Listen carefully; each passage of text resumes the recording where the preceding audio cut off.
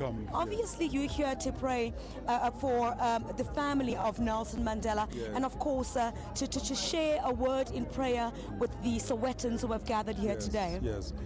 Yes, indeed.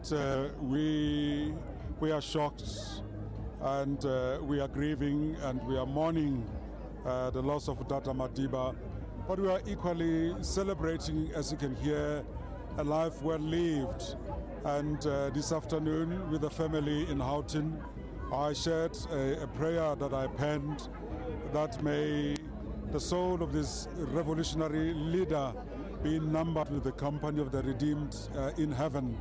And this afternoon I'm also here to share that prayer, to say to the Sowetian, let us take a leave from what Tata Mandela stood for and fought for, and let us mourn, but let us also mourn as those that are willing to build a non-democratic South Africa, free of poverty, a non-democratic, prosperous Africa.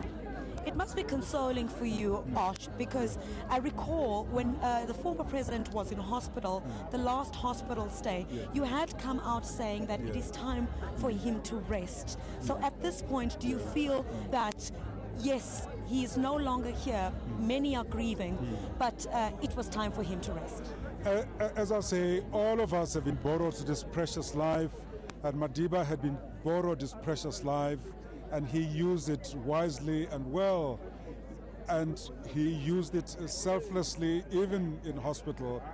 And I did say at that time, at the perfect time, God must grant Madiba a perfect end and a perfect rest. And God has indeed heard Madiba's prayer, heard the family's prayer, heard our prayer, because we couldn't allow him to continue on and on suffering. Also, the family is obviously grieving at this time. Have you spoken to the family at all? Have you sent messages of condolences? How are they doing? I've spoken to the family at 2 o'clock this morning, where the African National Congress NEC Deputy President and the President were there together with Mama Grasa and the rest of the family. I had the opportunity to read the prayer. Of course they are shocked, of course they are pained, but they are strengthened by the fact that millions of South Africans, millions of people out there are holding them in their prayer. And I hope that in a feeble way, that little prayer that I wrote and offered will also strengthen not only them, but will strengthen the rest of God's people in South Africa and Africa. When the former president was also in hospital, you came out very strongly to say that his hospitalization at the time should not be politicized, and there should be dignity. Nelson Mandela should be treated with dignity, and now even in death. Is that the same call that you're making for everyone to step aside and for him to be sent off with dignity? I think we have to realize the nature and the stature of Madiba, and that is why it's going to be very important to organize memorial services everywhere in the country, so that there's no frustration of everybody wanting to go to Kunu. We need to create an avenue for people to vent out, to sing, to cry, to pray, because if we do that, we will be according not only Mandela's family the dignity, but all South Africans the dignity to pay their last respect.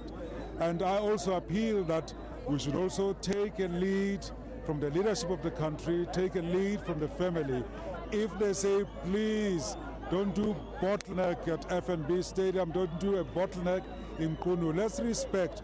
But every home, every stadium, every shabin, every shul, every mosque, every church should be a place of prayer. So you don't need to pack in one place.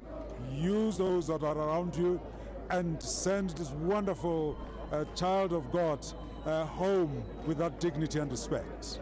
We'll leave it for there. Thank you very much, Thank you so Anglican much. Archbishop of Cape Town, Thank you. Thabo Makgoba, saying that he's spoken to the family and also shared a moment in prayer with them at about 2 o'clock this afternoon, saying obviously the family is very devastated, but they're strengthened by the fact that there are so many South Africans and so many people around the world who are praying for a good send-off for this world icon, a man who stood for peace and reconciliation. Let's go back to the studio.